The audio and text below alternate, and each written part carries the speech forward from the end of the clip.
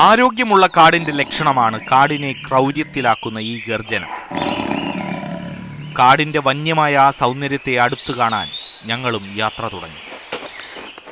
കടുവകളുടെ കണക്കെടുപ്പിന്റെ ഭാഗമായി വനംവകുപ്പിനൊപ്പം നമ്മളും കാട്ടിനുള്ളിലേക്ക് കയറുകയാണ്. പറ്റുമെങ്കിൽ കടുവകളെ അല്ലെങ്കിൽ വന്യമൃഗങ്ങളെ അടുത്ത് കാണാം. ഞങ്ങളുടെ വരവ് കാടിനെ അറിയിച്ച് മലയണ്ണാൻ ഈ മരച്ചില്ലയിൽ എവിടെയോ ഒളിഞ്ഞു നിൽക്കുന്നുണ്ട്. മൃഗങ്ങൾ ഞങ്ങളുടെ കണ്ണിന് മുന്നിലില്ലെങ്കിലും അവരുടെ കണ്ണിൽ ഈ യാത്ര പതിഞ്ഞിട്ടുണ്ടാകാം. അതാണ് കാടിൻ്റെ നിയമം. കടുവകളുടെ കണക്കെടുപ്പിൻ്റെ ഒരു പ്രധാന ഘട്ടം ആദ്യമേ ഒരു വഴി ഉണ്ടാക്കുക എന്നതാണ്. അതിന് നമുക്കിങ്ങനെ കാട്ടിലൂടെ വരുമ്പോൾ വനംവകുപ്പ് ചെയ്തിരിക്കുന്നത് ഇങ്ങനെ ഇത്തരം മാർക്കുകൾ ചുമന്ന പെയിൻറ്റിൽ മരത്തിൽ രേഖപ്പെടുത്തിയിരിക്കുന്നത് കാണാം. പിന്നീട് വരുന്നവർക്കത് കൂടുതൽ സഹായകരമാകും.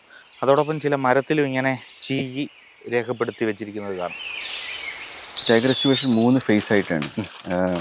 ഒന്നാമത്തെ ഫേസാണ് ഇപ്പോൾ നടക്കുന്നത്. 1-ാം തീയതി മുതൽ 8-ാം തീയതി വരെ 8 ഡേ പ്രോട്ടോക്കോൾ എന്ന് വിളിക്കും.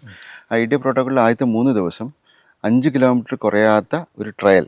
അതിനകത്ത് ഈ കാർണിവോറസ് ആയിട്ടുള്ള അനിമൽസ്, അതായത് ടൈഗർ, കോപ്രിഡേറ്റർ അതായത് ലെപ്പേർഡ് പോലെയുള്ള കോപ്രിഡേറ്റേഴ്സിൻ്റെ സാന്നിധ്യം, ബെയർ, കരടി, അതിൻ്റെയൊക്കെ സാന്നിധ്യം അറിയാൻ വേണ്ടി ഈ 5 കിലോമീറ്റർ കുറയാത്ത ലൈനിൽ കൂടെ ട്രാക്കിൽ കൂടെ നടക്കുകയാണ് ചെയ്യുന്നത്. രണ്ടാമത്തെ ഫേസ് ഈ ഡേറ്റ കളക്ട് ചെയ്യുന്ന ഡേറ്റ വെച്ചുള്ള അനാലിസിസ് ആണ്. മൂന്നാമത്തെ ഫേസ് എന്ന് പറയുന്നത് ക്യാമറ ട്രാപ്പിംഗ് ആണ്. അതായത് കടുവയുടെ ഒരു പ്രത്യേകത എന്ന് പറയുന്നത് നമ്മുടെ കയ്യിലെ ഫിംഗർ പ്രിൻറ്റ്സ് പോലെയാണ് അതിൻ്റെ സ്ട്രൈപ്സ്.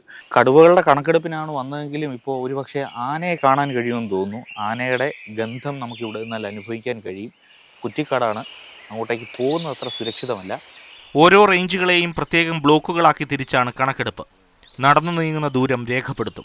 പ്രതിബന്ധങ്ങളും അപായങ്ങളും കുറിക്കും. ഇടതൂർന്ന കാടാണ്, അതുകൊണ്ട് തന്നെ പെട്ടെന്ന് നമുക്ക് നടന്നു പോകുന്നതിന് വേണ്ടിയൊന്നും കഴിയില്ല. ആനയുടെയും കരടിയുടെയും ഒക്കെ സ്ഥിരം സാന്നിധ്യമുള്ള സ്ഥലങ്ങൾ കൂടിയാണ് ഇതെല്ലാം. കടുവകളുടെ എണ്ണം കണക്കാക്കുന്നതിനൊപ്പം മറ്റ് മാംസഭോജികളുടെയും സസ്യഭോജികളുടെയും സാന്നിധ്യം, ആവാസ വ്യവസ്ഥയുടെ ഗുണനിലവാരം, മനുഷ്യ ഇടപെടലുകളുടെ സ്വാധീനം തുടങ്ങിയവയും ശാസ്ത്രീയമായി വിലയിരുത്തും. കടുവകളും കാടുമെല്ലാം നമ്മുടെ ആവാസ വ്യവസ്ഥയ്ക്ക് അത്രയേറെ അനിവാര്യമാണ്. അതുകൊണ്ടാണ് ഈ കണക്കെടുപ്പ് വളരെ പ്രാധാന്യമുള്ളതാകുന്നത്. മനുഷ്യ വന്യജീവി സംഘർഷങ്ങൾ ലഘൂകരിക്കാനും ഈ പ്രവർത്തനങ്ങൾ സഹായകമാകും.